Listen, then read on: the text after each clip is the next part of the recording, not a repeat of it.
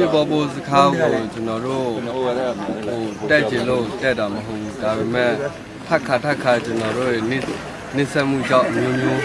ဖြစ်လာနေတော့စစ်မခါစားနေလို့ဒါတော့တက်ရှင်းတာဒါပေမဲ့စစ်တက်တာကြတော့ကျွန်တော်ပြောချင်တာရတော့ရဲဘော်တို့အတီးတီးမှာကြတော့ဘယ်လိုမလဲနိုင်ချေတော့တည်ပဲပေါ့အခုကျွန်တော်တို့ဒီလူထုတွေအားလုံးအတွက်ပေါ့နော်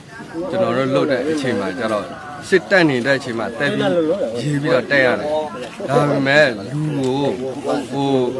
မတရရတော့စစ်မတက်ပါနဲ့ကျွန်တော်ပြောချင်တာကတော့အခုကျွန်တော်တို့ကတော့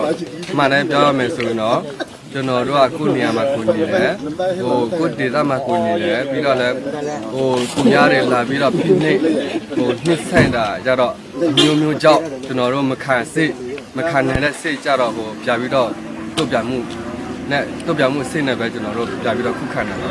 ဒါပေမဲ့ကျွန်တော်တို့ကတော့သူများကိုတွားနေဆက်ဖို့ကတော့ကျွန်တော်တို့စိတ်ထဲမှာမရှိဘူး